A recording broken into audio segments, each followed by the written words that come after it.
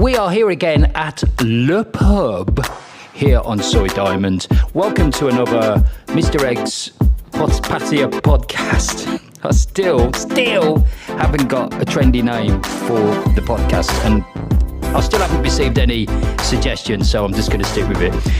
We have a special guest, as always, somebody who's a man about town here in Pattaya for many a year, but not just Pattaya. He's been the Philippines and all over Southeast Asia. And the one thing that links us together was two things. First of all, we both love sport. And secondly, we're both bar owners, or I'm a bar owner, and my guest is a former bar owner, and it's Terry. Hello, Terry. Hello. The Eggcast.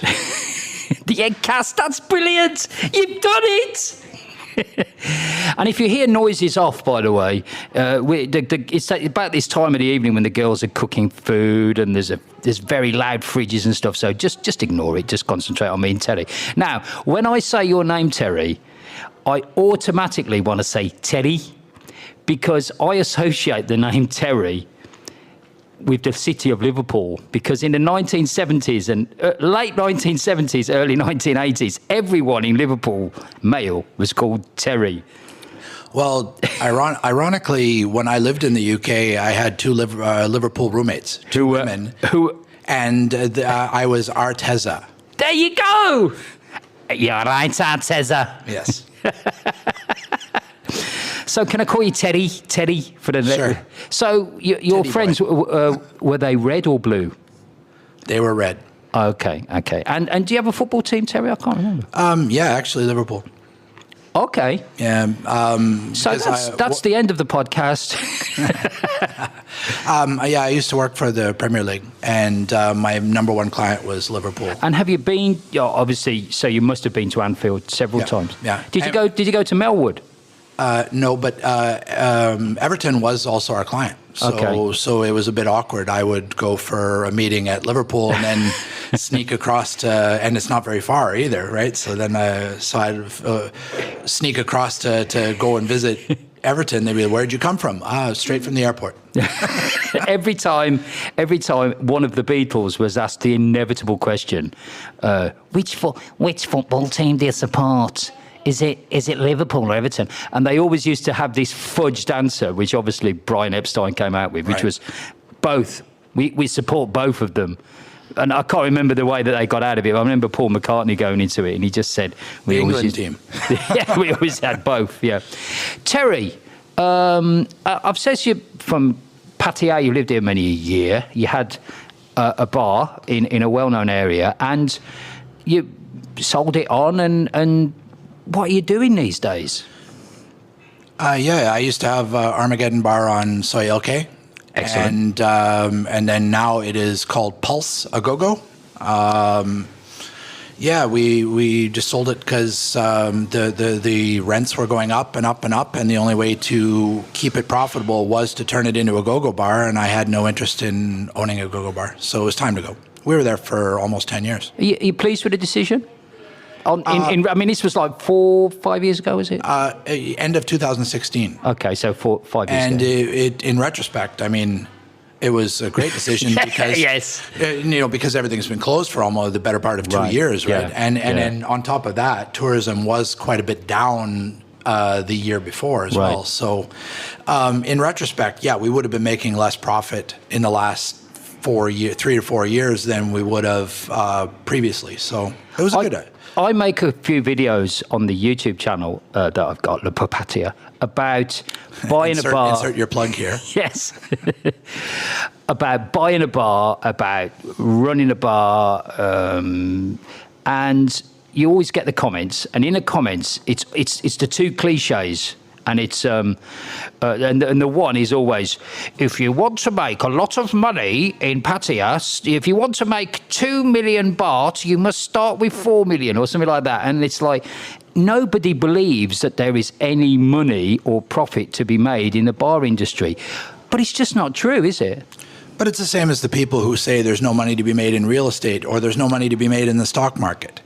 It depends on what you do. If you try to go down and you overpay by a factor of 2 for a go-go bar in a well-known area that's already making the maximum amount of money it's ever going to make, ever, and you overpay for it, well, of course you're not going to see your value of your investment go up. But the people that I know that have made money here, almost exclusively, it's always the same thing. They've gone to an area that was new and upcoming, or they found an underperforming asset like a bar or a restaurant or something that wasn't making as much money as it could.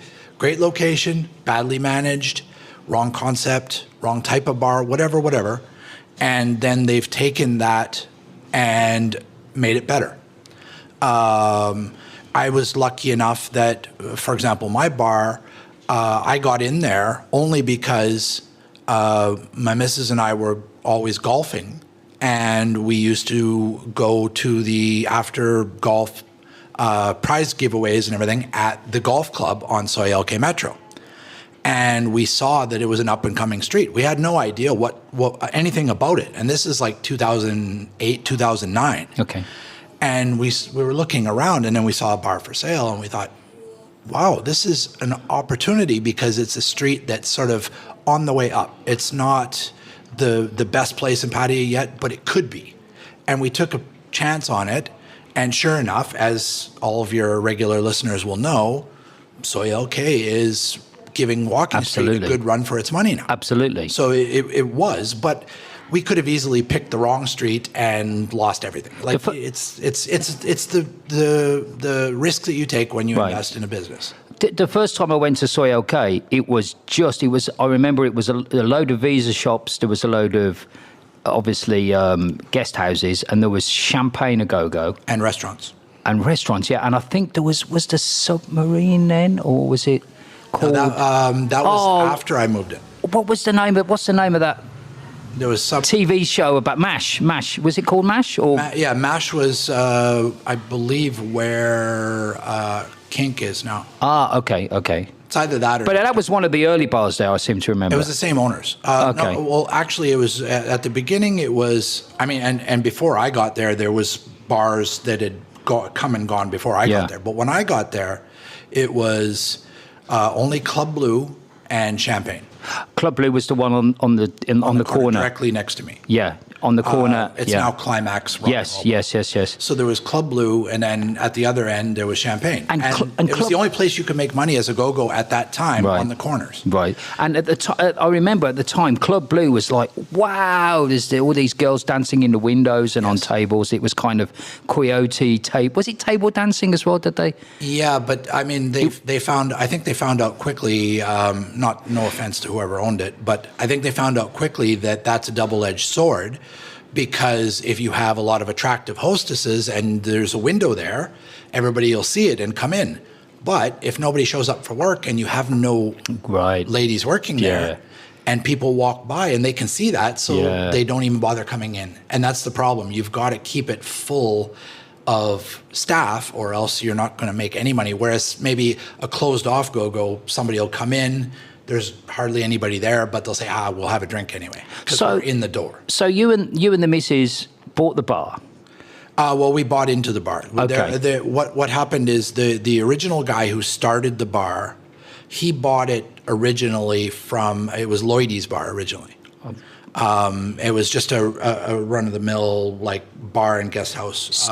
Still a double unit, though? Yes. Yeah. And there was some things that happened there before. I don't even know what the details are, but he ran into a bit of legal difficulties, I think, because there was some Filipino ladies working there illegally and stuff like that. I don't even know what happened. It was before my time.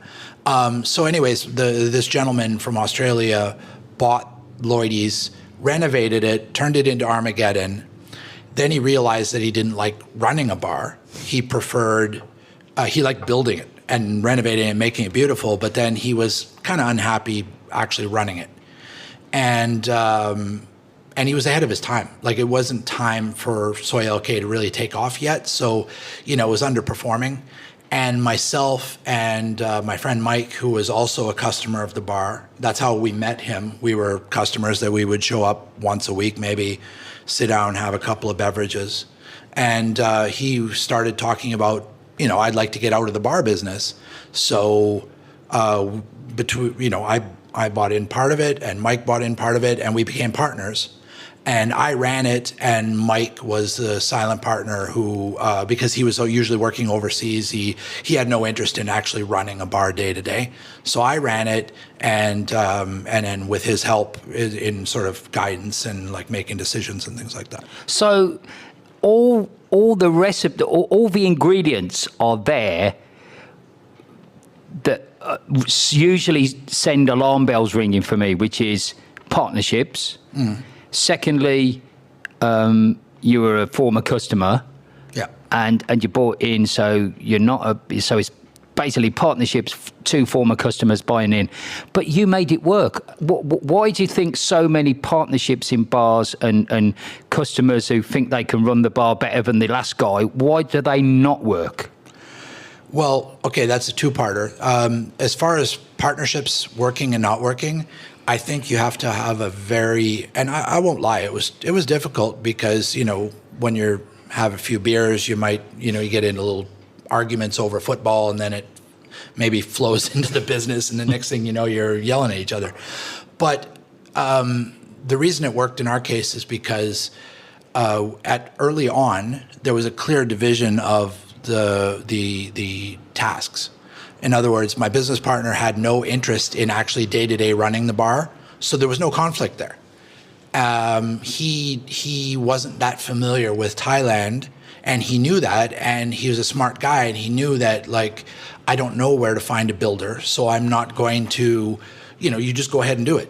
And so, and also I kept him in the loop, and so, I think a lot of the times when people have a problem, it's when one person feels like they're not being kept in the loop, or one person says we need to renovate and the other person says no, and then you're fighting over little stupid decisions, and then that sort of sours a relationship.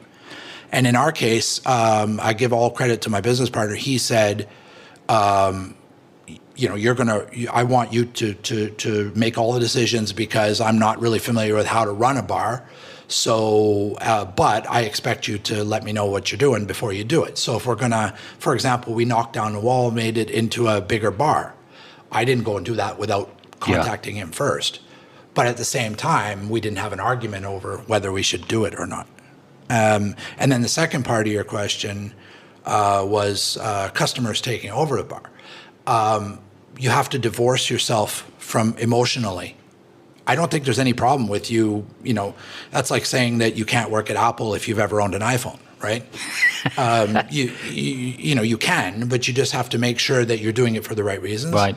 And in my case, I had to divorce myself from whether I personally liked the bar or not, and just analyze it as a business person and say, okay, how is it performing compared to what I think it could perform? And how could I make it more profitable? So I just looked at it as if I was investing in a stock or any other investment. And I just wanted to look at it and say, is this something that is already maximizing its potential, or can I bring something to it to make it better? Tell us about, it's a question that's probably been asked a million times, but I'm going to be the person that asks you a million first time. What are on a day-to-day basis, what are the biggest problems about running a bar in Pattaya? Right. Well, when I took over my bar, we didn't really change it radically. The format was a little bit similar to what a lot of bars do now, but at the time it was less common, and it was a bit more posh than your average run-of-the-mill beer bar. So it had very nice brick walls and fountains, and we had the scrap metal sculptures on the wall and nice lighting and everything, and trees and plants, all the bells and whistles. And the girls were better than average looking, but it was not over the top like a go-go bar. So it was kind of in the middle. And now those kind of bars. A good example of those kind of bars now would be like Scooters, right? Those kind of bars, Marquee Bar, stuff like that. Whereas back then it was either you had a Soy 7 bargain basement beer bar, or you had a go-go. And sort of we were somewhere in the middle, where we decided, or where I identified where the problems were in the previous bar and where I could make it better. There were too many layers of management in the bar. I mean, I was going to ask you, did you have a manager? Did you have a mama-san? They did. Yeah. Before we took it, and that's why basically, I don't think I've ever told this story publicly. Not because there's anything wrong. It's just nobody's asked me on the record. But when I went and analyzed the bar as a cold hard light of day business decision, I looked at it and I said, there's way too many layers of management here. And part of it was because the previous owner wasn't familiar with Thailand. He'd only been in Thailand, I think, 6 months when he bought the bar, so he needed help. So it's nothing wrong, nothing against him. He needed the help, but he had a Thai manager in the office. Then he had a Thai ladyboy who was the accountant in the office, and then there was a mama-san. Well, I mean, I haven't even got an office. But all three of them, and I won't say their salary, but all three of them were on above average salaries. Okay. And I thought that at the very least, that can be done by one person. Like, you don't have to have that many people all drawing and he was a very generous man. So he was giving them, above average salaries. Right. And I looked at that and I said, well, in the cold hard light of day, yeah, you'd love to give everybody a huge salary and have 100 people working for you, but is that profitable and is it necessary? And so the very first change we made was basically consolidating that, and I went the extreme route and I took over all that myself. So I did it all myself.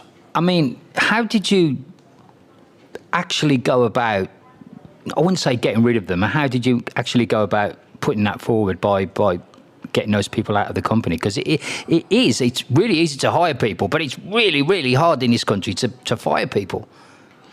Well, several different ways. One, it didn't matter because he had stolen something from the bar just before I took over. Oh. He saw the writing on the wall, I believe, and he stole the previous owner's speakers and left town, ran away.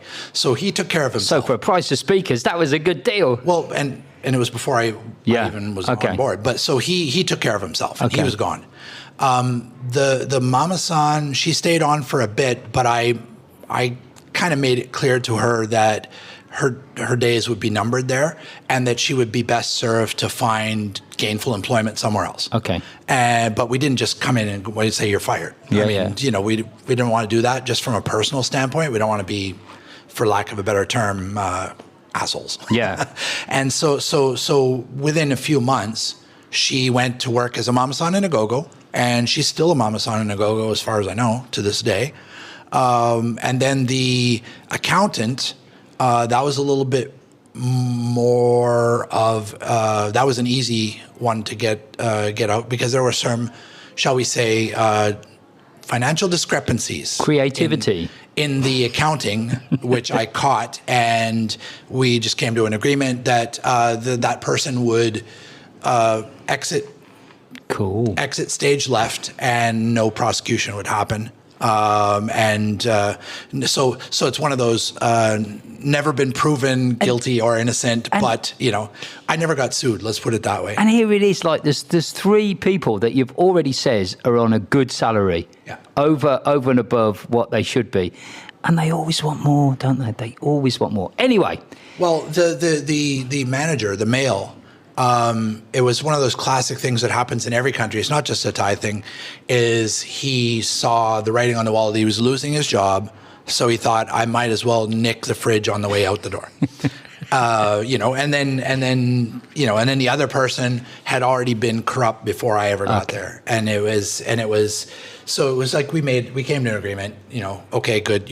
So like I said, the mama-san was the only one that was not doing something wrong. She was just, not needed for a bar like that. Were you worried that if the mama san goes, the girls are going to go with her, sort of thing, which is always something that is in the back of your mind when you're dealing with mama sans. No, because the other issue that we had, cost-wise, like I looked at expenses and costs, and then also income. How do we get more customers? But more importantly, how do we cut our bills? And there were some girls that were there that should not have been there. Not because there was anything wrong with them. It's just that they were too high salary girls. That a bar like that just it didn't fit the economics of that bar. And so, to be perfectly honest, I was very happy. I would have been very happy if they had left and gone with her. And I believe, I can't remember, it's so long ago, but I believe 2 or 3 did. But it wasn't the ones that I was worried about. The really good ones was the ones, like there was a 2-tiered system there when I took over.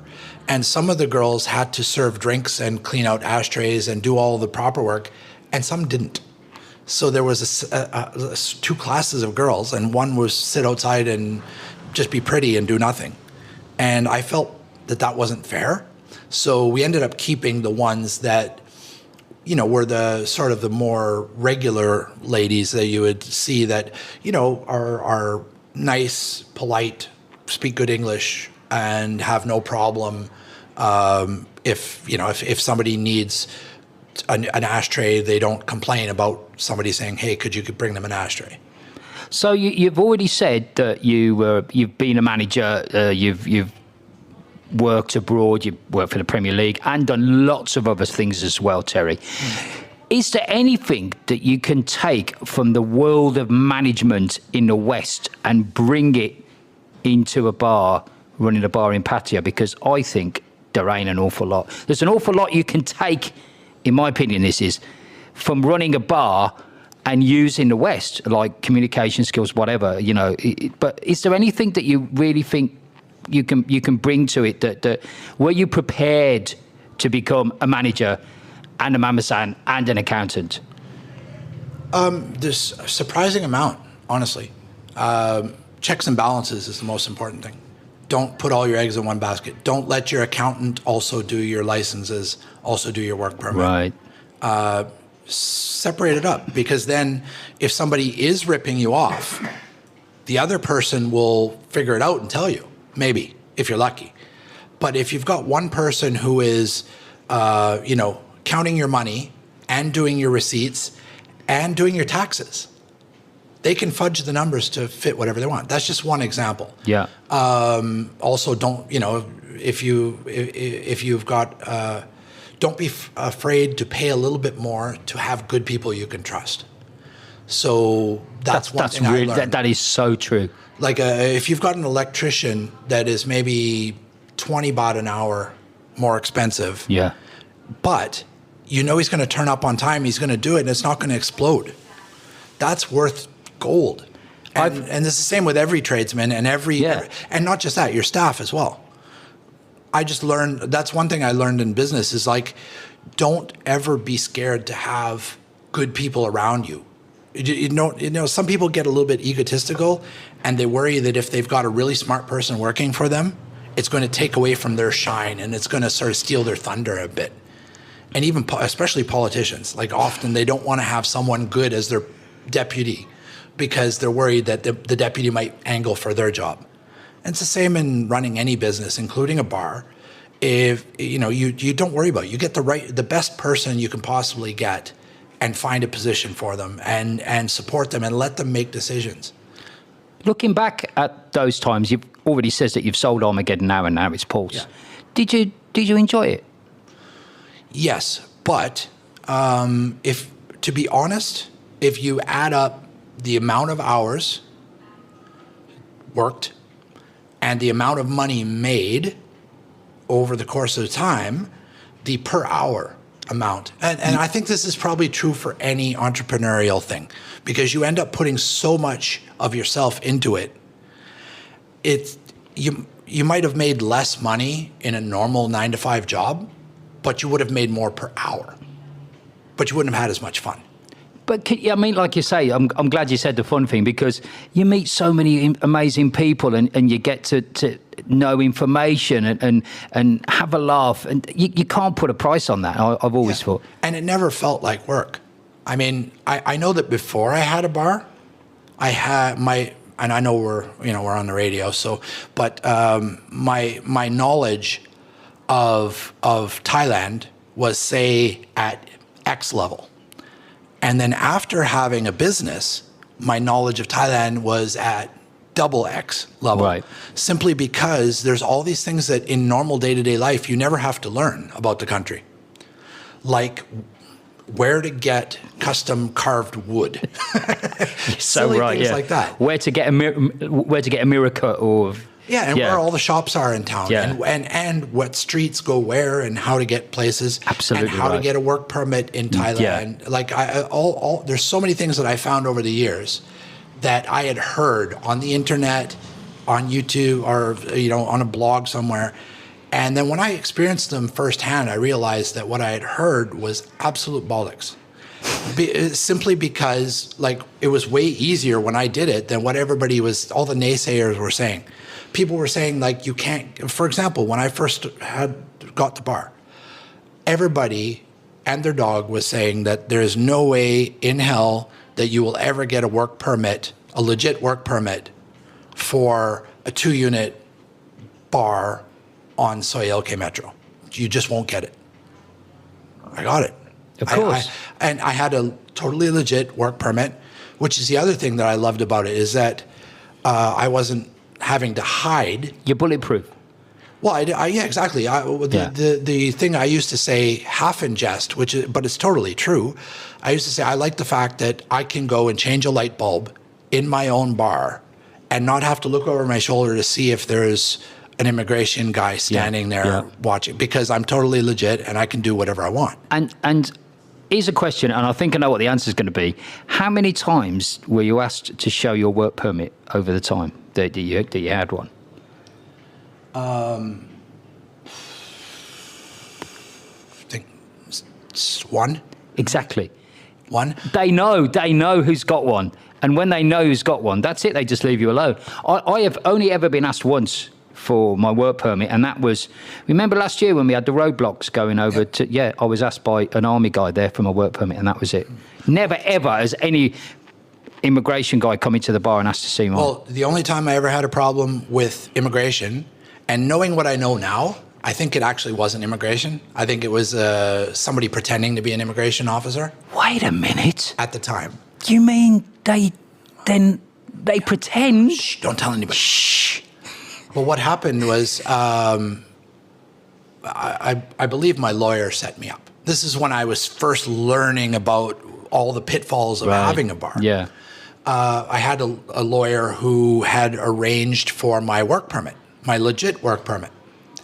And he was the only person on earth that knew that I did not have the work permit in my possession yet. Right. It had already been approved, but I did not have the physical work permit until, say, Friday. There's always like a couple, maybe 6 weeks or something. By some magical, the day before I'm supposed to get my work permit, by some magical, these two guys come in and identify themselves as immigration officers and say, "Can I see your work permit? You're in the bar. You're obviously working."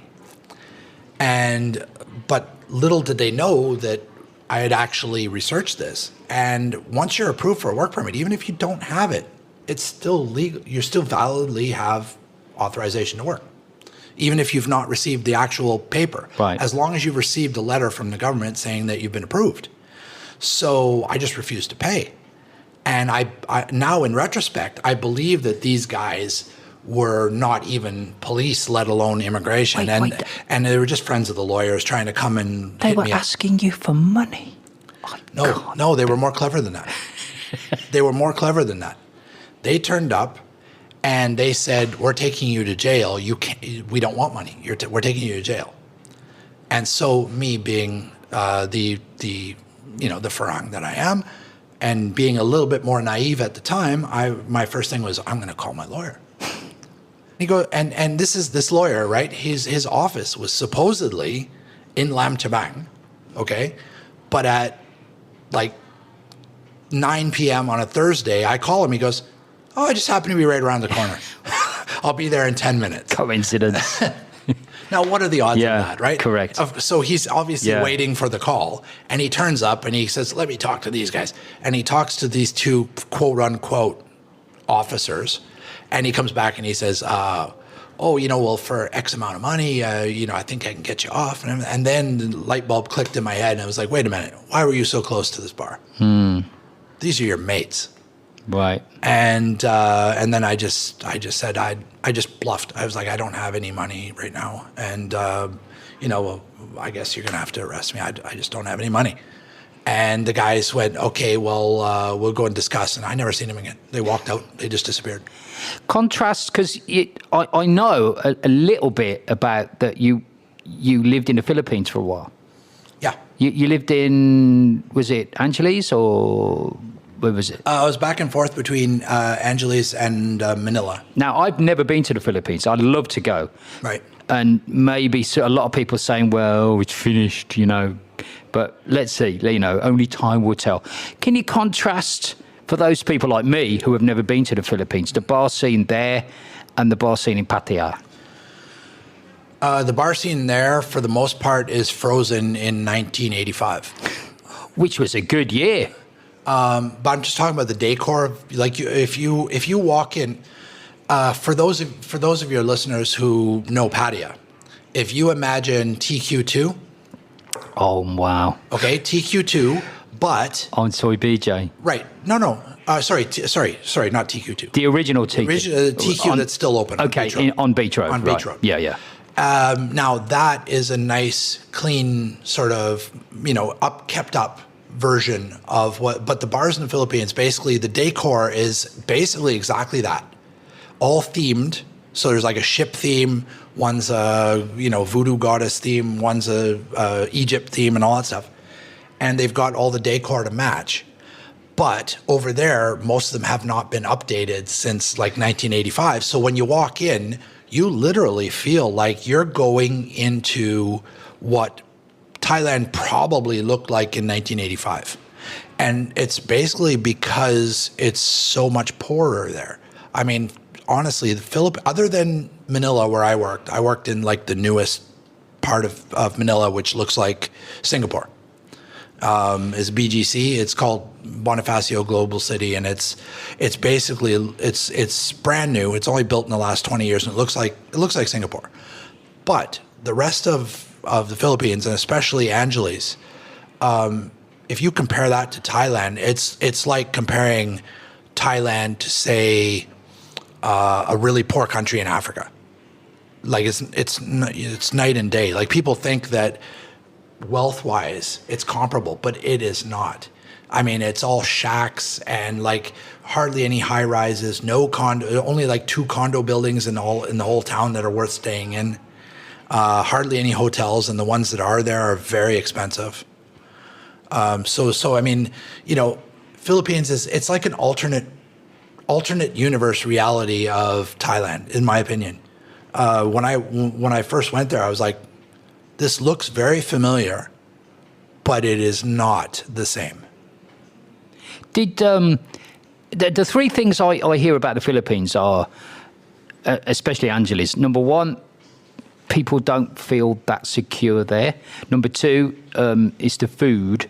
And number 3, it's 4 actually. Number 3, the girls speak better English. And number 4, that's something that, let's just say, the Catholic Church promotes. You're looking at me like... Catholic Church promotes a lot of things. Communion.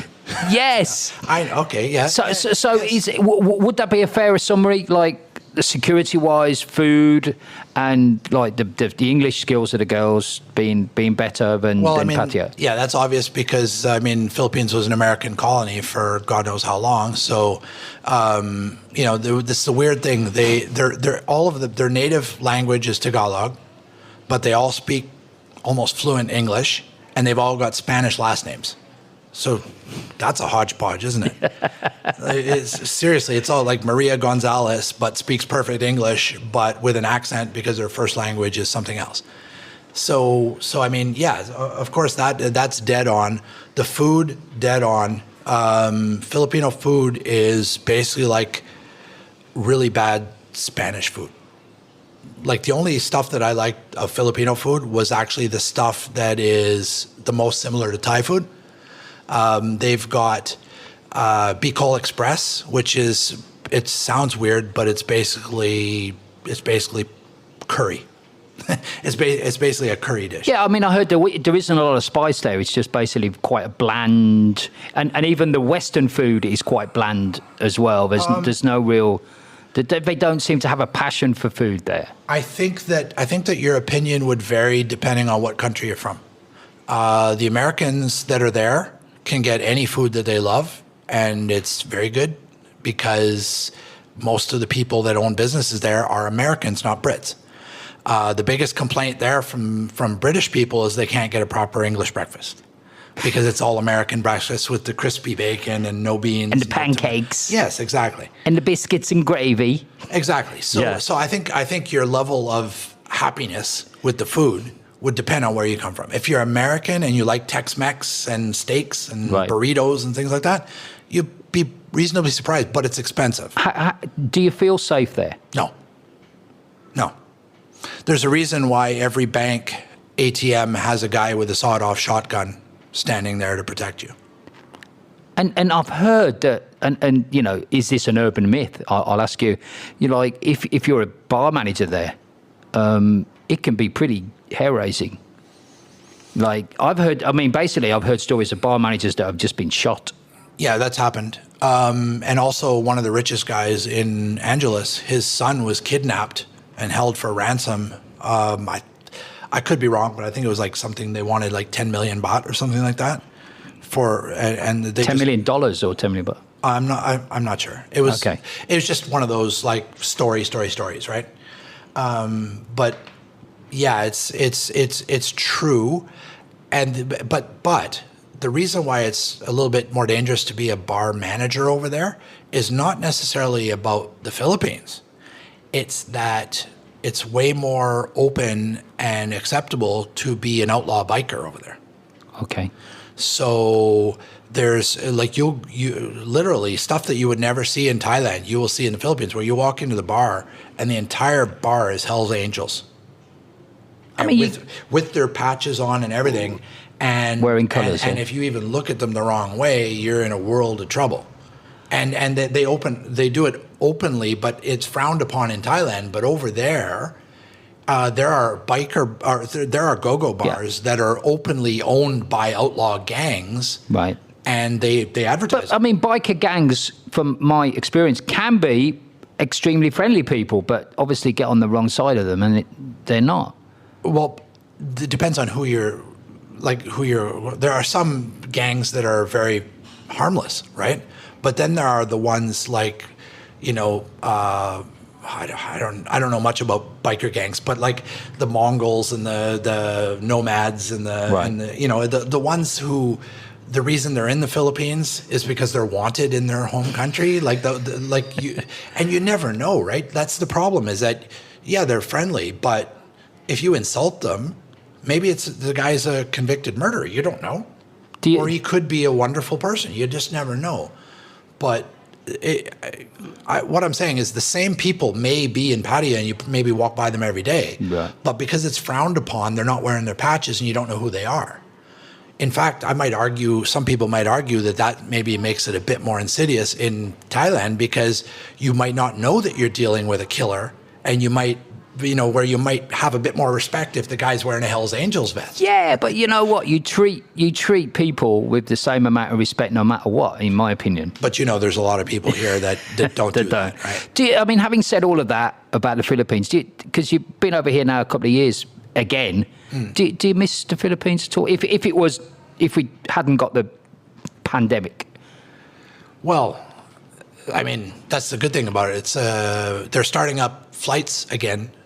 Direct flights, so it's like for 5,000 baht. Into Clark to Pattaya. Oh, that's good news.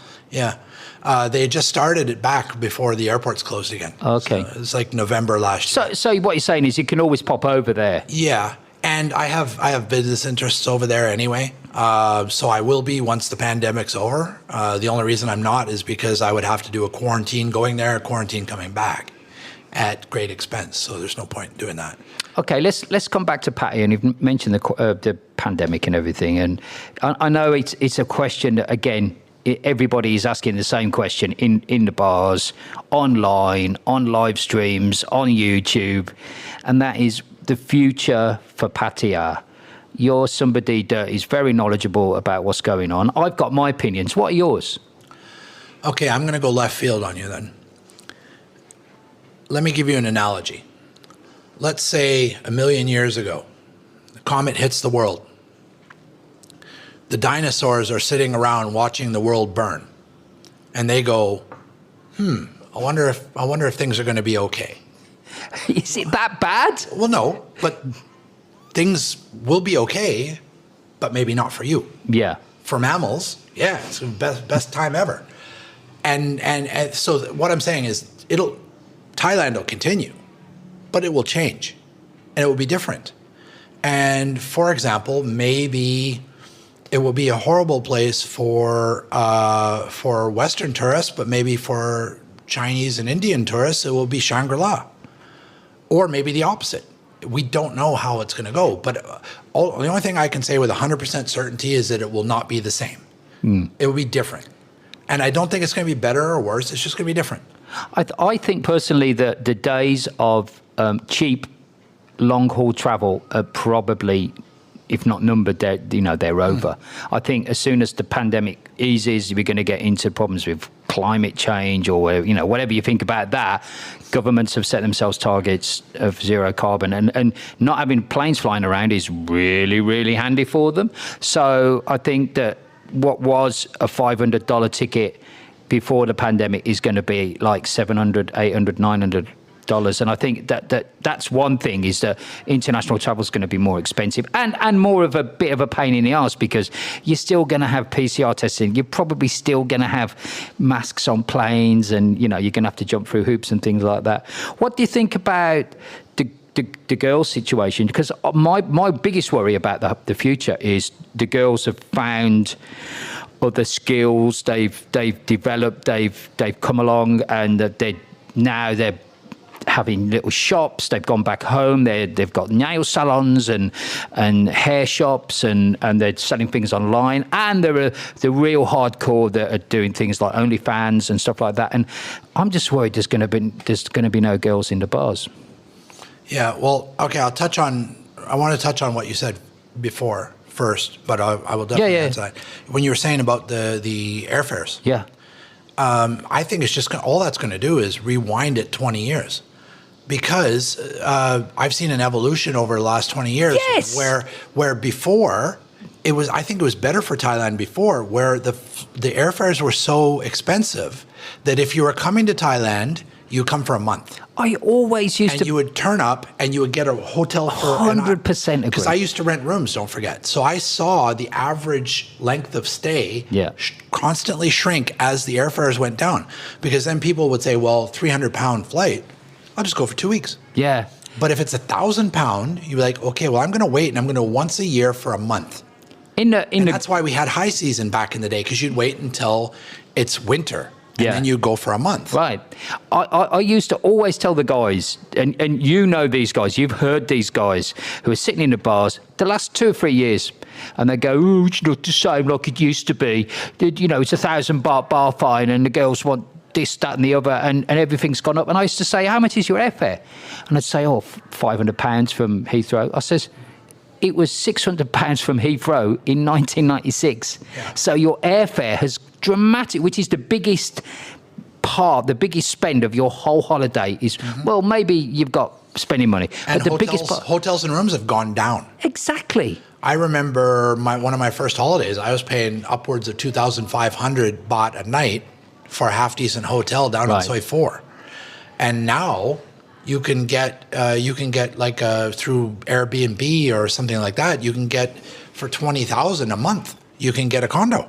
So but anyways, you asked about the girls. I think it's just a continuation of a trend that was already going for 10 years before this ever happened. Because I'll tell you one thing, like when I was hiring waitresses and staff for my bar before, I out of courtesy, I asked my nieces, do you want to be a cashier? This is you're on your wife's family. Yeah. Would you like to, like, you know, one of the older ones, they're like, would you like to come be a cleaning lady? Would you like to be a cashier? What, you know, if you need a job, I'll help you out. And over the years, the responses changed, and it become more common to get a response like, why would I do that? I can make the same amount of money working in a factory in the hometown. Yeah. And and if you've noticed, there's an emergence of a middle class in Thailand that wasn't there before. Sure. Before it was the high sos and then everybody else. And I don't want to get into politics, but I think that's part of why there's the unrest, is because there's that emerging middle class that is neither high so nor desperate enough that they need to work in menial jobs. And so a lot of people are graduating to that level. So to answer your question, it will be harder to find staff, but there will be less of a stigma to be actually working in a bar, so that might counteract it. Speak to the people that are listening to the podcast now, that are the old, let's call them 2-week millionaires. You know, they come 3 times a year. They you know, had a bit of money. They like going to nice go-go bars, ringing bells, you know, different girl every night, living like a rock star for 2 weeks. What do you think that is going to return for those people, or what do you think is going to be looking like in 3 months' time, 6 months' time, whatever? Well, first of all, I say, why the hell not? No, but I mean, it's your life. Do what you want. But will there be the opportunity? I honestly think those are the first people that will come back. Because most of my mates that I know that have been working all the way through, you know, they were lucky they didn't lose their job. They've been working all through the pandemic, and they have not been able to go on holidays, so they've just socked all their money into investments or saved it or whatever. They're actually sitting on more money than they would have back in the day when they were coming twice a year. So I reckon that, like, when that happens, they might come for a month instead of 2 weeks, and they'll be a 30-day millionaire. And they'll just come and blow their, like, I've got a good mate of mine who is a military guy, and he's up on retirement, and was expecting to come here to celebrate his retirement from the military. He's probably not going to be able to do that. So he's going to save that money, and the second that the pandemic's over, he's over here just throwing money and buying champagne bottles and all kinds of stuff because he's got something to celebrate, his leaving the army. And I think there's a lot of guys like that are just sitting there going, you know what? Life is short. The pandemic has hammered that home, that you only have one chance to live your life. And I think it's going to open the floodgates a bit. Now, there's going to be a lot of people that they've spent their life savings and they can't afford to go for a holiday. But there are some guys that are just going to say, you know, sod it. I'm going, and I'm just going to have the time of my life because I've been deprived of that for the better part of 2 years. Do you think we're going to do it? One of the final question: do you think the train's going to make any difference when there's a railroad coming? Apparently 5 years' time. I know the guy that's building it, not on his own. He's got other people with him, helping him. And he says it's on 5 years, there's going to be a train there. I think personally that's going to make a massive difference, because all this real estate, all these empty condos, they're going to be filled by people that are just going to commute into Bangkok every day. And I think that if there are still backpackers in 2 or 3 years, in 5 or 6 years' time, which there probably will be, they're going to go, oh, there's a beach resort half an hour on the train, and they're going to come down. I think that's going to absolutely revolutionise this town. Yeah, I mean, the challenge is out of necessity, the train tracks are fair ways outside of, not walking distance from town. Yeah, the stations are... they're out there. They're out a bit. But where that might still be okay is, as you said, commuters. So if bedroom communities sprung up out by Lake Maprichan or places like that where the train tracks are going through, and it will, like say, within walking distance of the local train station. Yeah. So let's say believe there's a train station out by Ambassador Hotel's where the main train station is going to be. Yeah, but there's who knows where they might have satellite stations. Right. But the current train stations on the current tracks, I see like there's one maybe every 2 or 3 miles. And if they have like that, it's kind of like the tube in London, right? The closer you are to a tube station, the higher the rent is. Absolutely, yeah. So developers may see that as an opportunity. Once they're sure, they're not going to spend their money until they're sure that there's going to be something built. But once it's built, or once the train is almost done, I wouldn't be surprised if condos get built right next to so that might not be good news for the people that have empty condos. CP, the big company that owns like True Vision and all that, they're building the train and the whole system. They're building the train line, and they've bought all the land next to where the terminal is. Isn't that strange? Who'd have That's guessed how it? 3/4 of Canada was built. Canada. Let's talk a little bit about your future, Teddy. I know that you've got an import-export business that you're going to be doing. What's the next few years going to be for you? Are you going to buy another bar? Yeah, come on, Terry, say yes. It depends on the opportunity. It's like I said before. Like you don't go and buy, like, as much as I love Le Pub, I would not come and buy Le Pub because then it's going to be exactly the same as what you've made it or worse. I would buy a bar that's maybe almost going out of business because the guy just didn't know how to run the bar. And then you've got an opportunity to turn it around. And, in the business world, they call it distressed assets, right? You just find a company that's got potential, but they're not performing, and you buy that. The original time when I bought a bar, I wasn't looking for a bar. I didn't want to buy a bar. I just heard, and I was like, how are they not making money? There are so many ex-bar owners that say, I've sold the bar and that's it, I'm never having another bar again. But you haven't got that attitude. I think you really want to get back at it, really. If like you say, all the ducks line up in the right way and the opportunities there and at the right price, that you can make some money. But you got to remember, this is the thing that's always fascinated me about Thailand, Pattaya in particular, is it's the only place in the world where everybody thinks they can run a bar. Like back in England, let's say, you wouldn't have your local bricklayer say, I'm going to buy the Pig and Whistle and I'm going to run it. Because he'd have enough self-awareness to go, I have no idea how to run a business. But it seems like I don't want to generalize, but I meet a lot of people that should not be running a business, but they do it because they come to Thailand, and what else are they going to do? They can't set up a business in their previous profession because they can't. So they're thinking, okay, it's a restaurant, a massage. It's all a stereotype, right? Salon, massage, restaurant, or bar. And some people, the ones that I find that do the best are the ones that come from the bar industry originally, and they did that in their country. Yeah, like me. And then they come back, and they come here, and they kind of know what they're getting into.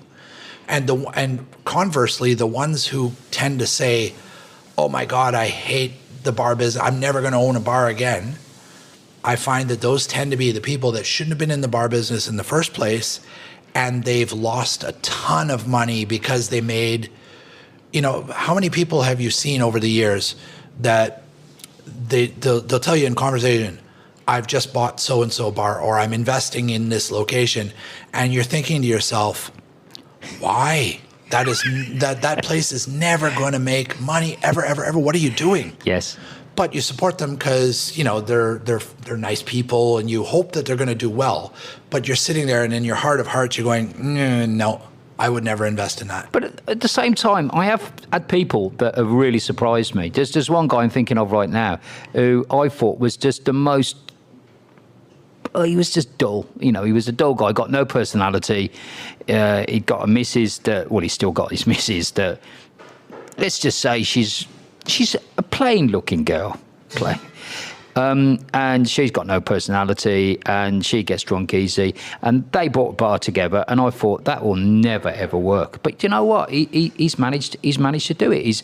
He's sold shares and whatever, and he's done really well. And so there's one or two exceptions, but I do agree with you. There are so many people out there that either aren't cut out for it, or they just are over trusting of their spouses, shall we say, and their spouse runs it, and their spouse isn't cut out for it either.